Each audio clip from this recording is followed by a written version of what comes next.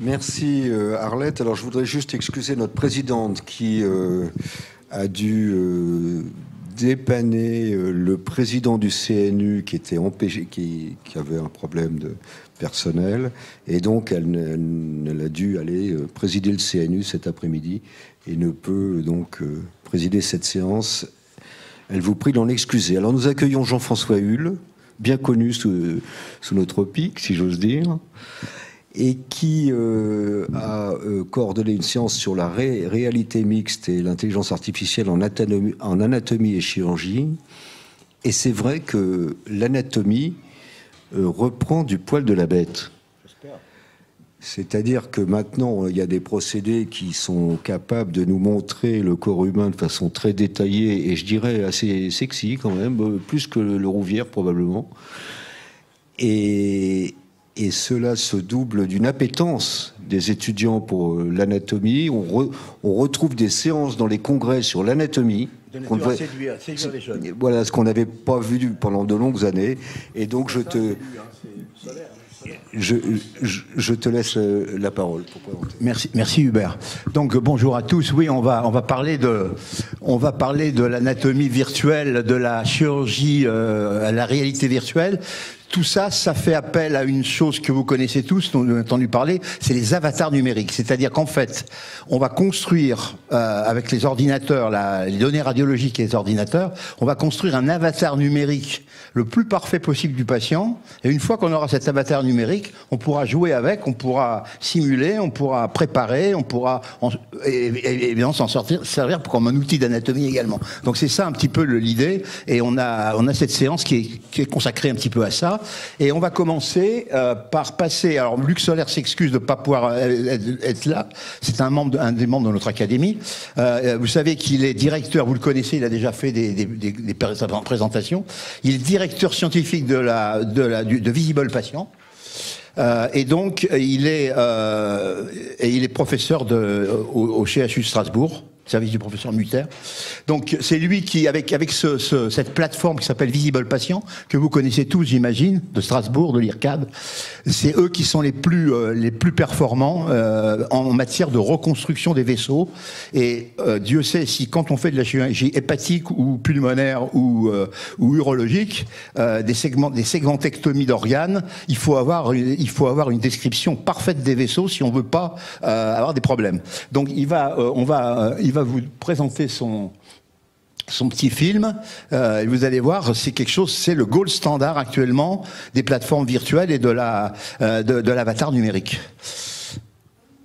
Il faut que tu montes le son. Visible Patient Lab qui nous permet de fournir un clone numérique du patient à partir de son image médicale. Alors, le principe, c'est de partir d'une image scanner ou IRM que vous connaissez bien, avec les tranches, les coupes en 2D et en néo-glicoformis. Le problème sous-jacent, c'est que ces images étant géométriques, on n'arrive pas bien à percevoir du fait de nos photorécepteurs au niveau de l'œil qui ne perçoivent au niveau, par exemple, des cônes dans la zone solaire que les couleurs, et pas les niveaux, ce qui nous entraîne des difficultés de perception, surtout au niveau de l'image. C'est l'exemple ici, sur cet exemple de ce choix, dans lequel on voit ici peut-être un tumeur, en tout cas elle avait été ratée par la radiologie. Aujourd'hui, les techniques pour visualiser, vous les connaissez, vous avez ce qu'on retrouve un peu partout sur toutes les consoles, Siemens, GE, Philips, Canon, ou sur des logiciels tels que Osiris, sur l'avatar médical, qui permettent de visualiser un rendu volumique direct. Alors c'est intéressant parce que ça nous donne une image 3D, on voit ici par exemple le choix. Par contre, c'est limite, en fait, ce genre de tumeur n'apparaîtra jamais dans ce type de rendu volumique direct. Il faut passer par une phase préalable de traitement d'image, ce que je vous ai montré ici, traitement d'image qu'on appelle une segmentation, donc qui va permettre de contourer chaque structure et de donner un nom à chaque structure. Et ça change radicalement évidemment le rendu, puisque vous voyez ici, avec ce rendu surfacique, donc quand même la transparence, cette fois-ci, on voit parfaitement les structures anatomiques. Alors évidemment, c'est beaucoup plus intéressant que le rendu volumique en termes de rendu. Et juste pour illustrer, on va simplement superposer au rendu volumique le rendu surfacique. Et vous voyez ici donc le rendu 3D des structures dans le rendu volumique. On voit l'énorme différence entre ces deux types de rendus. Donc pour faire ça, en fait, on passe par des algorithmes de traitement d'image qui vont cartographier finalement le patient comme on le ferait avec une photo satellite. Et ces algorithmes aujourd'hui sont principalement à base d'intelligence artificielle, mais pas uniquement, ce n'est qu'un outil parmi d'autres. Alors ce qui est important pour ce type de logiciel, c'est qu'il faut absolument qu'il soit certifié dispositif médical classe 2A. C'est la réglementation en vigueur en Europe et donc évidemment en France. Tout dispositif qui ne serait pas classe 2A ne devrait pas être utilisé en clinique, notez-le bien. Aujourd'hui, il existe des dispositifs certifiés, c'est le cas du nôtre, et des solutions qui nous permettent de fournir ce modèle. Alors, la solution qu'on a utilisée chez Location, c'est un service en ligne que vous voyez ici. On nous envoie l'image via un serveur sécurisé, et ce serveur sécurisé va désidentifier les données, c'est hébergé en hébergement de données de santé chez DocaPost en France, et ensuite on fait le traitement, on respecte l'IA Act, et évidemment on fournit le résultat à la fin sur le même serveur, et à partir de là, le clinicien va pouvoir utiliser, exploiter les images. Alors, on a développé donc ça pour la totalité du corps humain, ce que vous voyez ici dans l'image. Il faut savoir que dans notre cas, on a en plus obtenu de la prise en charge par des mutuelles et des assurances pour 35 millions de Français. Bon, ce qui est important, c'est que l'objectif pour nous, c'est évidemment la prise en charge par la Sécu de ce type de modélisation. Alors, qu'est-ce qu'on peut faire à partir de là? Eh bien, en fait, on va pouvoir utiliser les modèles pour préparer l'opération chirurgicale, et là-dessus, c'est assez clair, il y a une conférence de consensus de 2020 qui montre l'intérêt et l'importance d'avoir ces modélisations et qui conclut à son usage. Alors, on va reprendre l'exemple précédent pour l'illustrer. Vous aviez ici donc cet exemple avec, si on reprend l'image native, cette localisation tumorale ici. Il y en avait une deuxième qui était un peu plus haut, dans l'arrière du foie, vous voyez à la droite, en arrière, vous pouvez noter, en arrière de la veine hépatique droite. Et donc, quand on voit ce type de localisation, on pense à un segment 7, potentiellement peut-être un 8 qui déborderait, mais cette réalité anatomique, eh bien, c'est que si on simule la pose d'un clip chirurgical sur la partie droite, ce que je viens de faire en cliquant simplement, eh bien, on se rend compte qu'aucune des deux lésions que l'on a vues ne va être ouverte par cette dévascularisation. Par contre, si je clampe la branche gauche, cette fois-ci, eh bien, on voit qu'il y a une séparation droite-gauche qui est horizontale au lieu d'être verticale. Alors pourquoi? Eh bien, tout simplement parce qu'il y a une variation anatomique qui explique évidemment cette curiosité. Vous le voyez ici très bien, on a, je retire la tête pour le voir, on a cette branche porte paramédiane, on va dire supérieure parce qu'il n'y a absolument aucune branche qui descend vers le 5 et qui part de la branche gauche. Voilà un exemple assez parlant d'une variation qui va entraîner évidemment un choix thérapeutique différent, qui va être simplement de clamper cette branche et de réséquer le territoire associé, qui est une sorte de segment 8 élargi sur le segment 7. Et vous voyez qu'on est sur une variation importante. Mais ce qui est important, en fait, surtout, c'est qu'on peut le savoir à l'avance grâce à la modélisation 3D. Alors, sur le poumon, maintenant, on a obtenu exactement les mêmes types de bénéfices. La conférence de consensus de 2023 conclut là encore à une recommandation forte de l'utilisation des modèles 3D pour des raisons un peu similaires, pour meilleure localisation de la tumeur, meilleure détection des variations vasculaires. Et on va le voir dans cet exemple, donc image injectée, modélisation 3D, donc on voit ici parfaitement les différentes structures anatomiques. On voit en jaune ici, ce que vous avez, ce sont les fusions des plans interlobaires. On peut même avoir ce genre de détails avant l'opération. Et là, ce qui est important, c'est qu'on va pouvoir simuler la segmentectomie. Si on veut faire une segmentectomie du 1, on va clamper la branche du 1, bien sûr. Mais on peut être encore plus restrictif. On peut faire une sous-segmentectomie du 1, ici, du 1 antérieur ou supérieur au présent, parce qu'on voit qu'il y a un postérieur et un intérieur. Mais vous voyez, en fait, donc là, on a un territoire qui est plus réduit, qui est une sous-segmentectomie. Alors, est-ce que chirurgicalement, c'est faisable? C'est pas forcément si facile, finalement, à réaliser, mais si on regarde au niveau vasculaire, je retirerai juste les différentes branches pour cette sous-segmentectomie 1, eh bien, on se rend compte qu'il y a une branche ici qui va vers la tumeur et que la sous-segmentectomie que l'on proposait, en fait, consiste à conserver cette branche ici qui a une branche artérielle indépendante. Donc, on peut imaginer, techniquement, la résection de ce sous-segment. On voit que c'est quand même complexe de ne pas emporter, de conserver ce territoire-là. Donc voilà, ce qui est intéressant, c'est qu'on a toutes les variations visibles très nettement dans ce patient. On peut aussi voir la branche de drainage, ici pour le 1, qui est une branche globalement indépendante, totalement indépendante de la branche de drainage du 2, qui, elle, comme vous voyez, est commune. Ça, c'est intéressant à visualiser là encore. Le drainage du segment 2 ici est commun avec le segment 6 et il passe justement par un de ces plans de fusion dont je parlais tout à l'heure. Vous voyez que là, il n'y a pas de séparation entre le lobe supérieur et le lobe inférieur dans cette zone-là. On voit très bien les veines passer. Donc tout ça, on le sait à l'avance. Donc là, évidemment, une segmentectomie 1, c'est certainement ce qui est préférable dans ce cas clinique. Et on peut visualiser à l'avance toutes les structures vasculaires présentes dans la zone. Voilà l'intérêt. Alors ce qui est encore plus intéressant, c'est que grâce à l'intelligence artificielle aujourd'hui, on peut aller encore plus loin, puisque là, vous aviez donc, la modélisation 3D faite à partir d'une image injectée. Et bien avec notre dernière version, on peut faire la même chose sur une image non injectée. Vous voyez la différence, injectée ou non injectée. Vous voyez tout à l'heure la différence entre artère et veine, on ne les voit plus.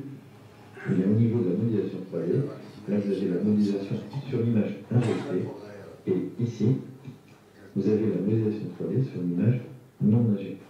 Je refais, injecté, non injecté. Vous voyez en fait, on obtient autant de précision, voire même plus, sur l'image non injectée avec le dernier logiciel qui est, donc je le rappelle, certifié. Et donc c'est un énorme progrès puisque les patients qui étaient allergiques ou qui avaient des problèmes rénaux maintenant pourront bénéficier de ce type de modélisation 3D. Alors, je le redis, le logiciel peut être appliqué pour tout type de structure.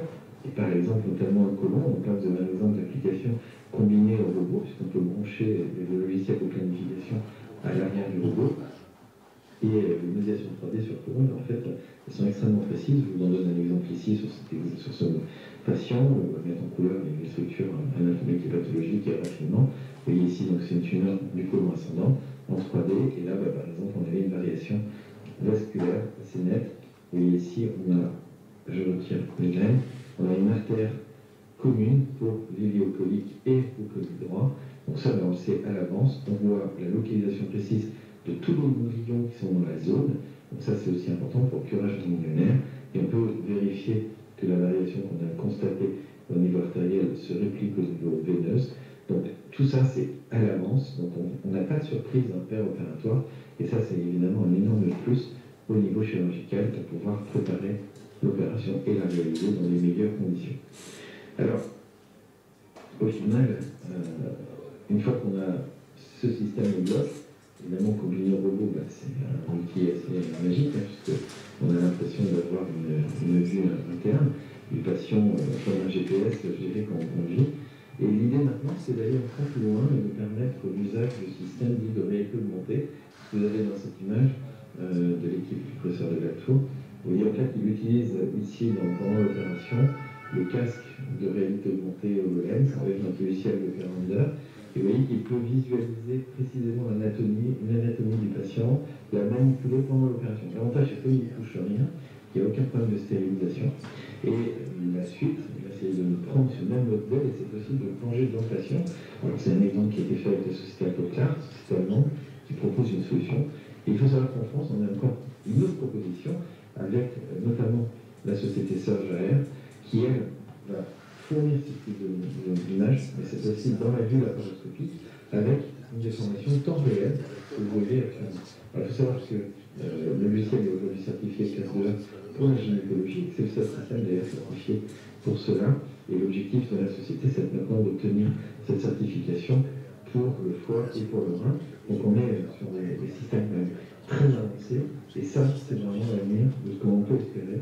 Et c'était un peu le rêve du chirurgien de pouvoir voir tel Superman, le patient transparent, de voyer qu'en fait, avec les technologies de la réalité virtuelle, de la réalité augmentée, du clone numérique, combiné avec tout ce qu'on a pu faire sur le numérique, et bien ça nous permet au final d'obtenir les guidages péropératoires. Merci pour votre attention. Désolé, Luc Solaire n'est pas en ligne, là, il n'était pas disponible. Mais vous avez vu, c'est de la haute technologie et vraiment, pour guider le chirurgien, c'est parfait, quoi. C'est vraiment l'idéal dans tous les cas compliqués. Ça nous assure une sécurité considérable. On va... Il y a une petite question, quand même, si on peut... Il y en a qui vont... Oui, là-bas.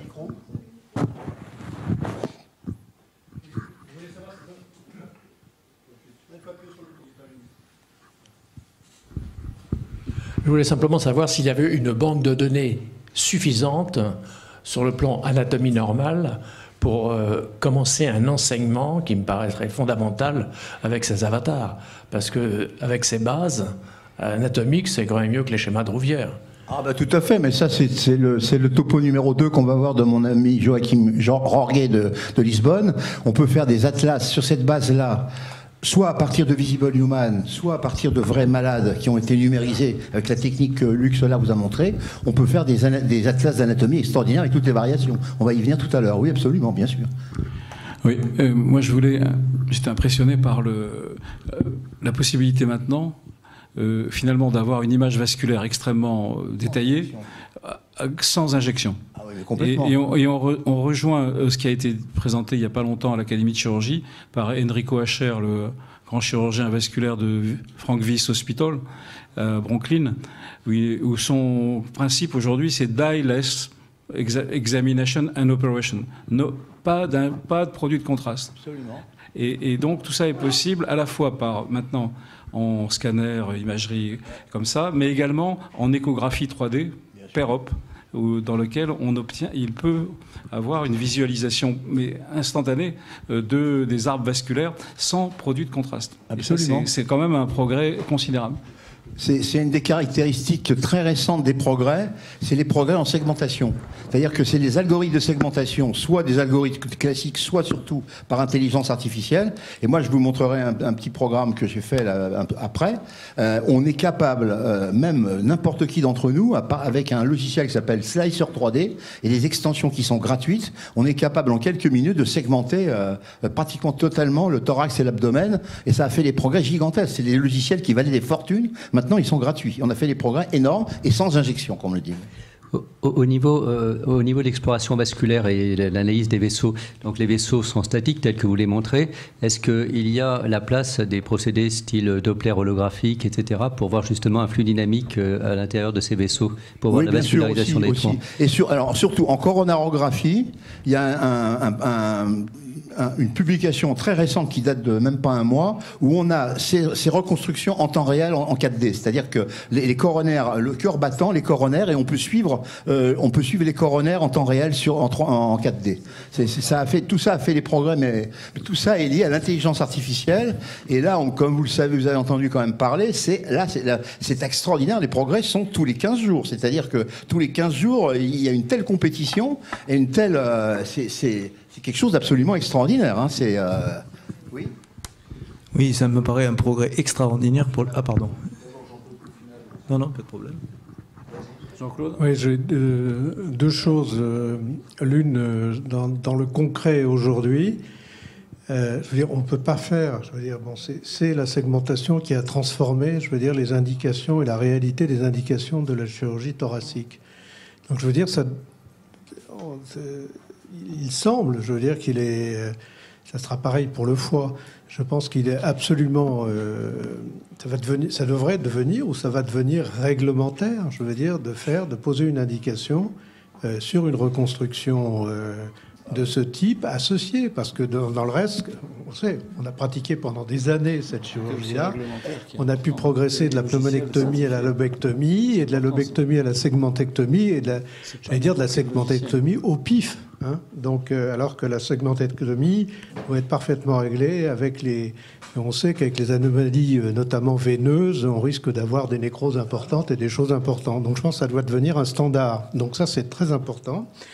Et la deuxième, c'est un petit peu la question que posait Jean-Pierre. Voilà, qui a été posée par Jean-Pierre. Je pense que ce qui avance beaucoup, c'est les 4D ou les 5D. Hein, c'est-à-dire que ce qui change, c'est pas de la 3D, on est sur la 3D, mais c'est la 4D. C'est-à-dire qu'on va donner de manière dynamique et en temps réel des informations importantes je veux dire, excessivement importante pour les données opératoires et les données de planification en général. Hein, donc c'est ça qui est c'est là le secteur qui évolue. Mais le plus. tout ça, c'est les progrès de l'IA. Hein. Il y a des bonds en avant grâce à l'IA. Dernière question, s'il vous plaît. Oui. Oui, sur le plan chirurgical, c'est passionnant parce que je veux dire, on a vraiment une cartographie qui permet de guider le geste. Par contre, sur le plan anatomique, vous avez dit, il y a deux choses différentes. C'est établir des cartographies, des bouquins d'anatomie, etc. Mais ils vont devenir obsolètes, ces bouquins d'anatomie, puisqu'on n'a pas besoin de se référer à une mémoire écrite, etc. Puisque à chaque patient, si on suit l'évolution et que ça devient la règle, on aura pour chaque patient, on aura son anatomie. À quoi sert d'avoir une mémoire? Ça sert à faire du training pour les jeunes chirurgiens. Non, puisqu'ils le feront directement sur les modèles numériques. Et deuxième chose, alors là, j'avais pas prévu de dire ça, mais je réponds à notre ami, c'est que en tant qu'expert, je me méfie beaucoup. Attention à vouloir réglementer et normer des processus qui sont chers, qui ne seront pas adaptables partout, et vous risquez de mettre en péril pour quelques-uns qui vont bénéficier, parce que la technique évolue à telle vitesse et en sens inverse des moyens donnés à la santé pour soigner. Donc ça risque de devenir une médecine élitiste. Si ça devient la norme, on va condamner il n'y a aucun chirurgien qui ne voudra plus opérer dans un hôpital qui n'est pas doté des derniers... je me méfie, bien que ce soit une avancée extraordinaire. Je voudrais répondre à ça, parce que c'est des cas très spécifiques. Je veux dire, c'est pas toute la chirurgie. Mais je veux dire, si vous faites à l'aveugle une segmentectomie, vous n'êtes pas dans la pertinence des soins. Vous ne savez pas si c'est une lobectomie, etc. Donc ce n'est pas là le fait de dire certains sont plus en avance que d'autres. C'est de dire que le geste correct qu'on considère bien pour le patient ne peut être fait qu'avec une certaine technologie. C'est ça qui est important. Je veux dire, on n'est pas pour dire là c'est mieux, c'est moins bien. Chirurgien thoracique, il y en a là. Je voudrais juste. Je veux dire, on sait très bien combien, on faisait des lobectomies parce qu'on était incapable de savoir ce qu'on pouvait faire. Et là, on va à la segmenter. La conservation du parenchyme et l'indication, elle est cette pertinence des soins. Ce qu'il faut, c'est qu'on arrive. Alors, on le comprend bien. C'est comme dire que quand on fait une ostéosynthèse ou autour du rachis, etc., on doit avoir une imagerie 3D. Je veux dire, c'est des choses. Et ça devient un élément presque réglementaire dans certains pays. C'est pas du tout une polémique. Hein. Je veux dire qu'il y a des cas très particuliers sur lesquels l'indication repose véritablement sur la connaissance exacte de la localisation et de la vascularisation. Moi, je voudrais un peu nuancer le propos. D'abord, je trouve ça absolument formidable, ce qu'on voit là. Parce que c'est la porte ouverte à la médecine personnalisée. Il n'y a pas deux malades qui ont une anatomie pareille. Donc c'est formidable pour préparer l'opération. C'est formidable pour la formation des internes, etc. Il n'en reste pas moins qu'en 2025, le chirurgien, quand il opère, il ne voit pas. Il ne voit toujours pas. C'est-à-dire que quand vous allez opérer un polype colique pour un cancer, le principal job, c'est de le trouver. C'est pas de l'enlever, c'est de le trouver, de savoir où il est. Quand vous opérez une tumeur du foie, le principal boulot, c'est, même si vous avez pu examiner votre stratégie préopératoire, il n'en reste pas moins qu'en péropératoire, vous vous retrouvez devant un foie, vous savez qu'il y a une boule dedans, vous savez qu'il y a des vaisseaux dedans, mais que... Où sont-ils ? Vous voyez, alors vous êtes préparé, vous êtes mieux préparé, etc. Mais on voit bien que ce gap-là n'a pas été franchi. D'autre part, alors c'est facile d'être critique parce qu'il y a tellement de progrès qu'on finit par dire ah ben oui, mais la réalité augmentée. Là, on a l'arborisation du poumon dans son écran, là, devant son écran quand on opère. Mais on ne peut pas opérer avec deux images. Superposé, pas possible. Enfin, moi, j'y arrive pas en tout cas. Déjà qu'il n'y a qu'une seule image, j'avais beaucoup de mal à opérer. Alors avec une deuxième image, t'imagines bien que. Non, ce que je vais. Alors, loin de moi de dire que tout ça n'est pas un progrès. C'est évident que ce sont des progrès. Mais je veux dire, il faut être pragmatique. Hein. Le chirurgien aujourd'hui dans sa salle d'op, il fait des efforts, comme tu l'as dit, Jean-Claude, pour faire une segmentectomie pulmonaire plutôt qu'une lobectomie, ou même à l'époque une pneumonectomie. Il n'empêche que pour faire sa segmentectomie pulmonaire, même s'il a vu avant où était la petite artère et puis la petite veine, en péropératoire, ça reste un vrai métier. Voilà, c'est ça, c'est juste ce que je voulais dire. Alors, voilà. Juste, je peux rajouter un élément très important sur, en fait, Luc Solaire, dans son film, insiste sur, finalement, ce qu'on appelle maintenant les dispositifs numériques certifiés. Et ça va dans le sens, en même temps, qui peut être contradictoire. Parce que ces logiciels extraordinaires d'intelligence artificielle, en fait, sont dans un système fermé et qui va être certifié par l'État pour pouvoir éventuellement être pris en charge par la sécurité sociale, remboursé. Donc l'idée, c'est que ça puisse bénéficier à tous les patients. Par contre, quand tu lis la littérature sur les dispositifs numériques d'IA, sur le plan international de la recherche, et les collègues, toutes disciplines confondues en médecine, disent ce qui est très important, c'est l'open source sur ces logiciels. Alors tu as dit un peu ça, c'est que maintenant, ces logiciels qui étaient très chers, d'algorithmes complètement fermés, ben maintenant on a une pépite française qui s'appelle Mistral, qui vient de signer d'ailleurs, qui va signer aujourd'hui à Vivatech. Tout le monde suit le grand congrès international sur l'IA qui a lieu actuellement à Paris, et il signe avec Nvidia. La plus grosse boîte extraordinaire qui fait les systèmes qui permettent de faire avancer l'IA et les puces. Et donc, eh bien, Mistral travaille sur l'open source.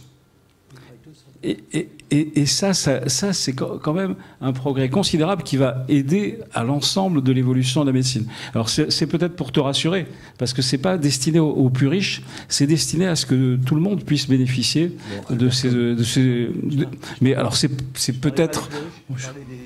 Non, merci. Non, on ne peut pas continuer la discussion. On va juste laisser un mot pour Gina Crissat et ensuite on va passer au prochain orateur. Ah oui, voilà. Est-ce que vous m'entendez? Oui, très bien. Bon, j'ai raté un peu le début, mais je connais très très bien les dispositifs de Luc Solaire et je suis une parfaite fan. Et pour abonder dans tout ce que vous venez de dire et de ce que j'ai entendu, deux choses. La chirurgie, effectivement, dans certains domaines, il faut bien préciser dans certaines spécialités, ça s'appelle Image Guided Surgery. D'accord? Le foie a été un des pionniers. Il faut que vous sachiez que dans les années 90, quand on opérait un foie, on l'opérait sous échographie. Il n'y avait pas un seul chirurgien hépatobiliaire spécialisé digne de ce nom qui ne savait pas utiliser l'échographie per-op. Et non, ce n'était pas le radiologue qui le faisait, c'était nous. Nous, chirurgiens, on a appris. Donc, pour les segmentectomies, on savait faire. L'apport de l'IA et de tous ces logiciels qui sont là, c'est encore mieux. C'est de nous donner les rapports de la tumeur avec les rapports vasculaires, etc. C'est qui devient une chirurgie de précision. Donc on est passé à une étape supérieure. La robotique nous permettait de faire ça avec le verre d'indocyanine, effectivement, mais rien ne remplace ces logiciels et cette image 3D qu'on pouvait appliquer sur le patient, parce que là, pour le coup, on savait ce qu'on faisait. Parce que des fois, malgré l'écho, et on savait faire ça, mais des fois... on n'arrivait pas à enlever la tumeur. Voilà. Ça permettait de planifier l'intervention. Ce qui fait qu'aujourd'hui, avec ces logiciels, moi je le dis, parce que des fois, même si l'imagerie aujourd'hui et même ces logiciels nous permettent encore plus de préciser l'intervention, mais on se prépare. On se prépare, on se dit, je veux qu'au bloc opératoire, j'aurai ça. Si je dois faire un ex vivo, je le fais. Je prépare tout. Cette préparation préopératoire, elle a un gain dont vous ne pouvez pas avoir idée. Et moi, je suis heureuse qu'aujourd'hui, on ait Mistral, parce que moi, je préfère faire confiance à Mistral qu'à autre. Et ces logiciels qui vous permettent de faire une chirurgie de précision, ça n'a pas de prix. Ça n'a pas de prix. Dans le foie, moi, je le vois. Donc, à nous de s'approprier cette technologie. Et oui, il faut que les internes, parce que pour la formation, ça compte énormément, mais ça n'empêche pas de faire aussi la culture, mentoring, etc., parce que l'un ne va pas sans l'autre. Donc, on doit passer à la suite, désolé, parce que sinon on va être trop en retard.